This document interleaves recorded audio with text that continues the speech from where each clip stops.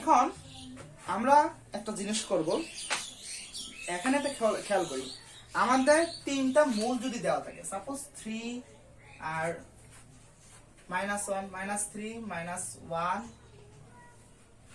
আর 5/3, এখানে তিনটা মূল দেওয়া আছে, একটা সমীকরণে তিনটা মূল দেওয়া আছে, ঠিক আছে? অর্থাৎ একটি সমীকরণের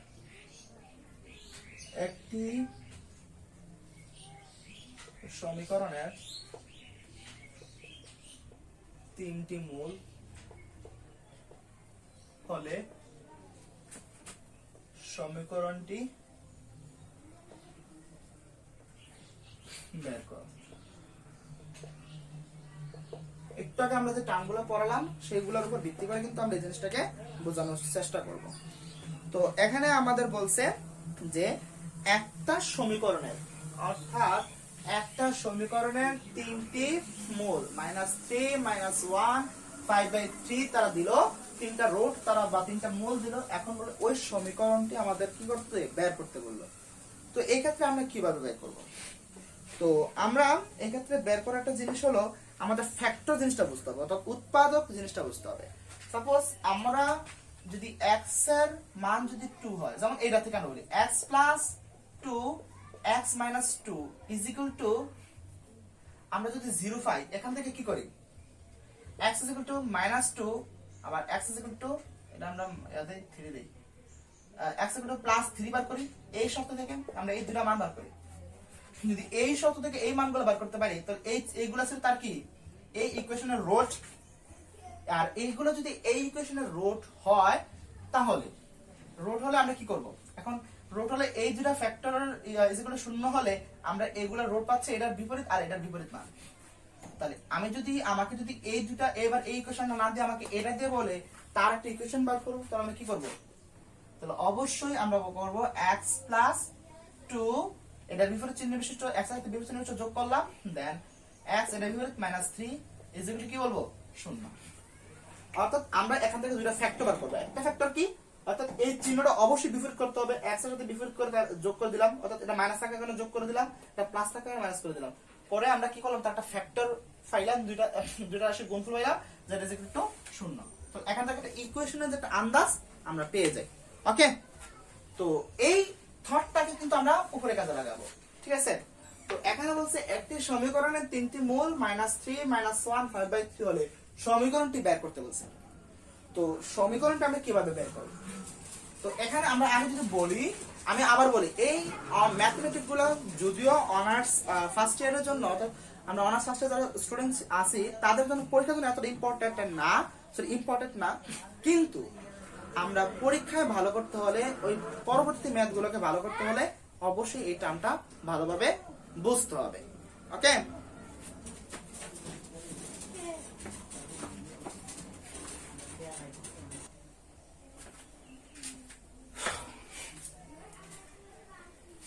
তো আমরা কি করবো, এটা যদি আমরা ফ্যাক্টর গুলো উৎপাদক গুলো বার করতে হয়, আর এই ফাংশনটা আমরা অবশ্যই f(x) = 0 ফাংশনের মাধ্যমে বোঝাবো।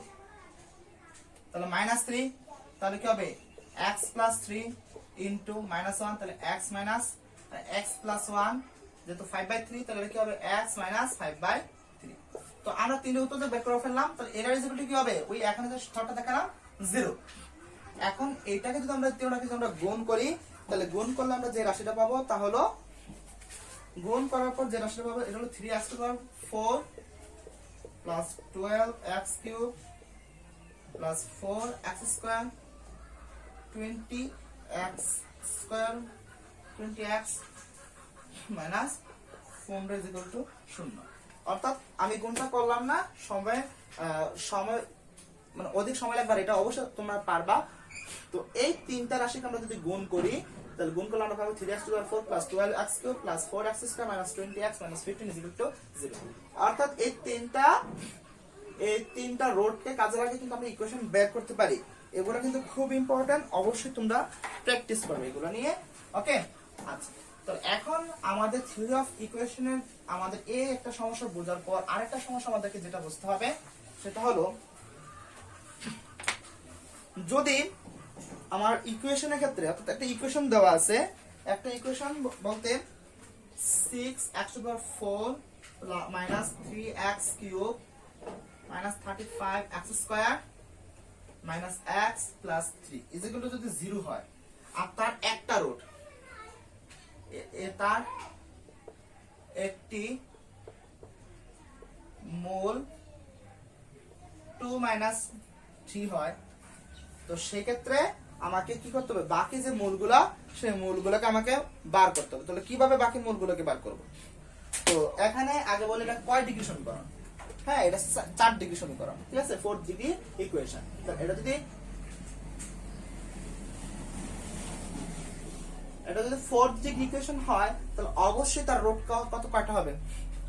তার রুট হবে 4টা, অর্থাৎ তার মূল হবে 4টা, যেটা একটু আগে আমরা থিওরেম গুলোতে ব্যাখ্যা করেছিলাম। আমি মূলত ওই থিওরেম গুলোকে ভালোভাবে বোঝানোর জন্য, যাতে ভালোভাবে বুঝতে পারো, সেই জন্য কিন্তু তোমাদেরকে একটা বেসিক আইডিয়া দিয়ে দেওয়ার জন্য এই ম্যাথমেটিক্স টার্মগুলো সামনে নিয়ে আসলাম, যদি এগুলা ততটা ইম্পর্টেন্ট না ফর এক্সাম। ওকে, তারপর আমাদেরকে করতে হবে, আমাদের তো এক্সামের জন্য পড়াশোনা করলে হবে না, আমাদেরকে ম্যাথমেটিক্সে যে বেসিকটা রয়েছে সেটা আমাদের মধ্যে গ্রোথ করতে হবে, তাহলে আমরা কিছু একটা করতে পারবো। তো তার একটি মূল যদি হয় -2 - √3, তো আমি খেয়াল করো, আমি ইমাজিনারি নাম্বার ক্ষেত্রে একটা বলছিলাম যে ইমাজিনারি নাম্বারের ক্ষেত্রে যদি একটা মূল যদি হয় 2 - √3, অর্থাৎ একটা মান যেটা হবে তার কনজুগেট পেয়ার হবে আরেকটা মান, অর্থাৎ এগুলো কনজুগেট পেয়ারে থাকে। তো একটা মান যদি -√3 থাকে তাহলে -√3 আছে, তাই না? আমি মনে প্রশ্নটা ভুল তুলছি নাকি, সরি, প্রশ্ন আমি ভুল তুলেছি। এটা হবে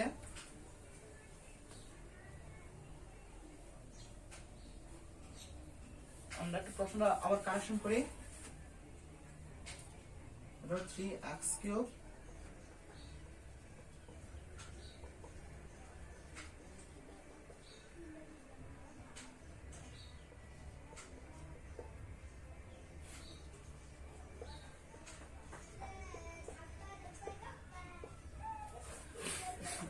সমাধান হবে এটা, অর্থাৎ একটা যদি একটা থিওরাম, অর্থাৎ তার ইকুয়েশনটা যদি হয় 3x³ - 4x² + x + 88 = 0, তাহলে তার একটা মূল দিয়ে দেয় 2 + √7, তাহলে এটা অবশ্যই একটা ইমাজিনারি নাম্বার। তাহলে এই একটা মূল দিয়ে দিল, বাকি তিনটা মূল, যেহেতু এটা 3 ঘাত বিশিষ্ট সমীকরণ, অর্থাৎ 3 ডিগ্রি ইকুয়েশন, সেক্ষেত্রে তার তিনটা মূল থাকবে, তাহলে সেই তিনটা মূল যদি আমাকে বার করতে হয় তাহলে কিভাবে বার করবো? একটু চিন্তা করলো, অর্থাৎ আমি পূর্ববর্তীতে আমি যে থিওরাম গুলো আলোচনা করেছিলাম তার থিওরাম গুলো একটু মনোযোগ দিয়ে লক্ষ্য করলে বুঝতে পারবেন। আমি তখন বলেছিলাম যে অবাস্তব অর্থাৎ ইমাজিনারি নাম্বার ক্ষেত্রে তারা যদি একটা মূলগুলো কি হয় মূলত, অর্থাৎ ইমাজিনারি নাম্বার ক্ষেত্রে ইমাজিনারি নাম্বার বিশিষ্ট যে ইকুয়েশন গুলো রয়েছে সেই ইকুয়েশন যদি তাদের রুট গুলো যদি ইমাজিনারি নাম্বার হয়, অর্থাৎ এমন একটা ইকুয়েশনের কথা আমি বলতেছি যে ইকুয়েশনের মূল হবে ইমাজিনারি নাম্বার, তো তার একটা মূল যদি আমরা জানতে পারি তাহলে এরপরে মূলগুলো আমরা কিভাবে জানতে পারবো? সেটা থটের জন্য বলছিলাম যে এগুলা ইমাজিনারি নাম্বারগুলো সবসময় কনজুগেট পেয়ারে থাকে, অর্থাৎ একটা প্লাসের মান থাকলে একটা মাইনাসের মান থাকবে।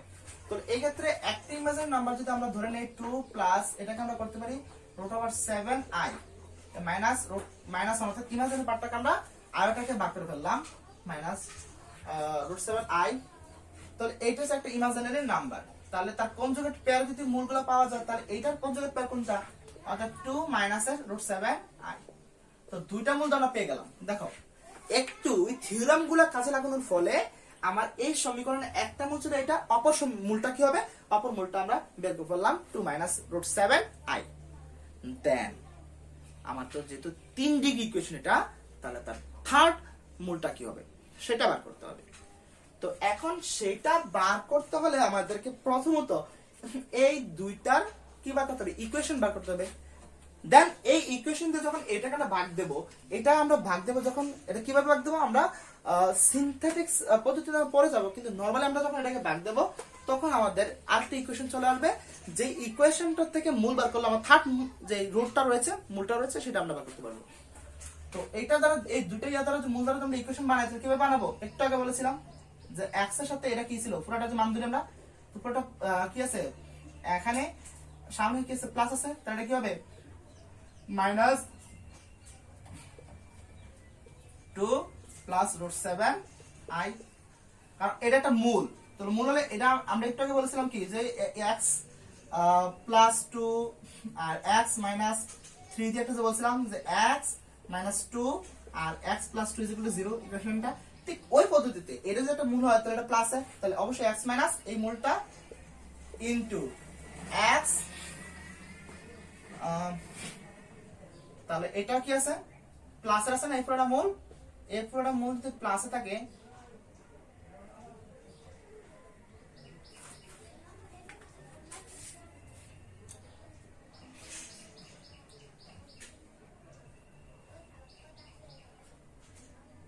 ওকে, তো এই পুরোটা প্লাসে আছে তাহলে কি হবে আমরা মাইনাস লিখবো, তো 2 minus √7 iota. Okay, is equal to কি হবে 0 দিছি সুতরাং 0 হবে, তাহলে x মাইনাস 2 মাইনাস √7 আয়োটা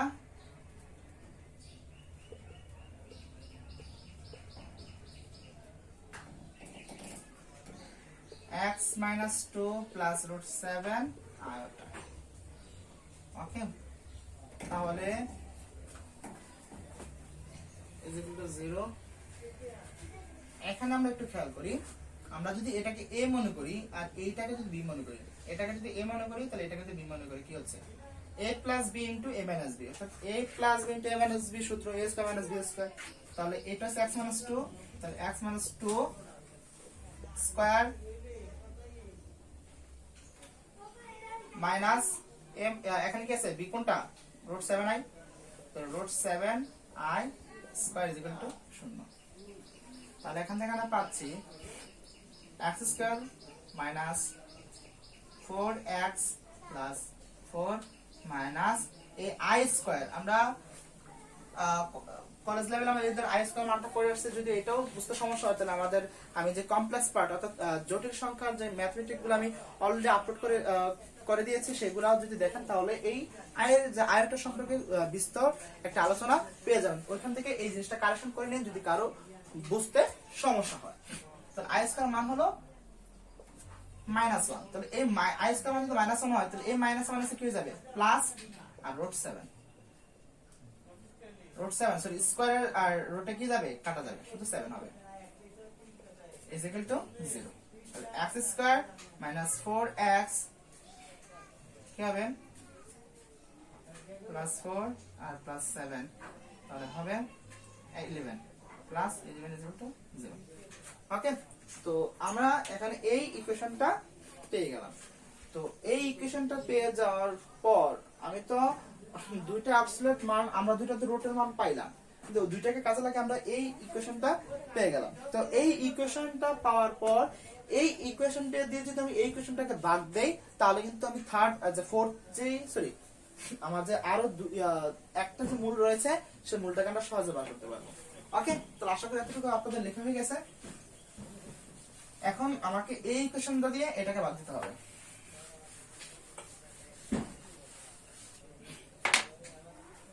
ইকুয়েশনটা কি ছিল,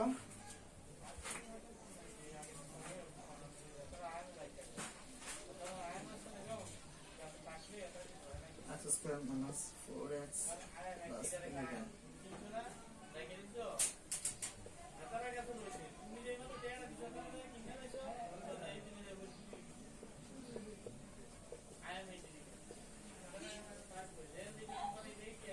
ওকে, আমরা এটা করব। তো খেয়াল করি আমাদের এখানে 3x কিউব আছে, এখানে x স্কয়ার আছে, যদি আমরা এখানে 3x কমন নেই আর 3x নেই তাহলে 3x আর 3x স্কয়ার গুণ করলে 3x এই সংখ্যাটা আর এটা গুণ করলে কি হয় 3x কিউব, 3x এর সাথে 4x গুণ করলে 3 4 12 মাইনাস 12x স্কয়ার, 3x আর 11 গুণ করলে 3 3 21 আর 3 11 33 মানে 33x। ওকে, আমরা এটাকে যদি ইয়া করি তাহলে পাচ্ছি এটা কাটা যাচ্ছে, থাকতেছে এটা প্লাস হয়ে গেলে 8x স্কয়ার 8x স্কয়ার আর এটা হচ্ছে মাইনাস 32x প্লাস 8। দেন আমরা 8x স্কয়ার, এখানে আছে 3x, তাহলে 8x স্কয়ার বানাতে হলে আমাকে এখানে গুণতে হবে, এখানে যোগ দিতে হবে 8, তাহলে 8 আর x স্কয়ার গুণ দিলে কি হবে 8x square, 8x square minus plus minus 0 সাইডটা 32 x আর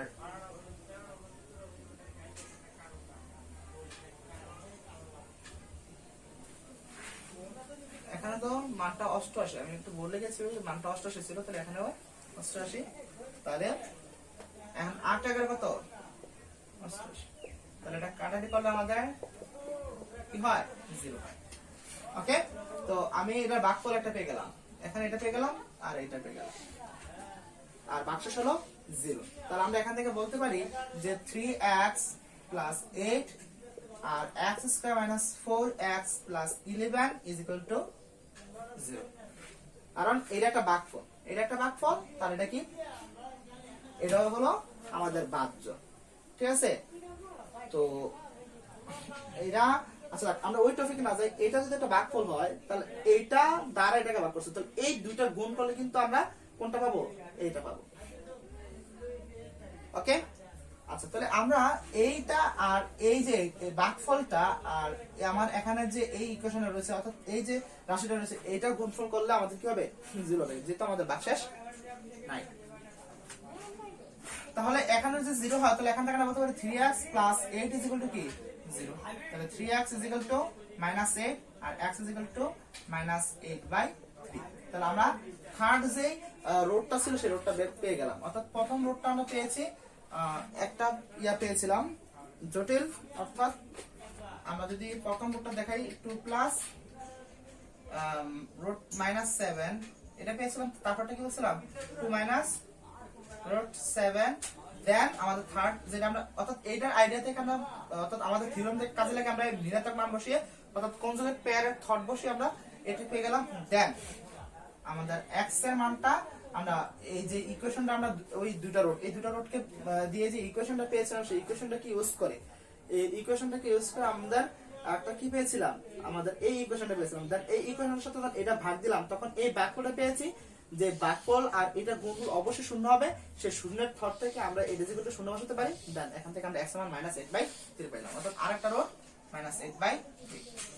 অর্থাৎ থিওরি অফ ইকুয়েশনের ক্ষেত্রে আমাদের এই চ্যাপ্টারটার ক্ষেত্রে আমরা কিন্তু প্রথম বেসিক লেভেলে আমরা আমাদের থিওরেমগুলোকে, নরমাল বেসিকগুলোকে কাজে লাগিয়ে এখান থেকে কি বার করতে পারলাম, আমাদের যেই একটা রুট দিয়েছিল তাদের আরেকটা রুট আমরা অবভিয়াসলি অতি সহজে বার করতে পারলাম।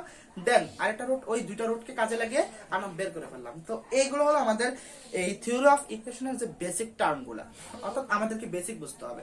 আমি তার পরবর্তীতে আমাদের বইয়ের মূল বিষয়ে ঢুকে যাব, অর্থাৎ আমাদের যে সিনথেটিক ডিভিশন রয়েছে সিনথেটিক ডিভিশনে চলে যাব। অবশ্যই এটা খুবই গুরুত্বপূর্ণ। তারপরে যেটা আমি শুরু করব সেটা হলো the relation between coefficient and roots, ওইটাও আমাদের খুব ইম্পর্টেন্ট। এরপর থেকে আস্তে আস্তে আমরা আমাদের যে ডিসকার্ড থেকে শুরু করার যে কঠিন যে টার্মগুলো রয়েছে সেগুলো আমরা শুরু করে দেবো ইনশাআল্লাহ। তো অবশ্যই আমাদের সাথে থাকবেন, ভালো থাকবেন।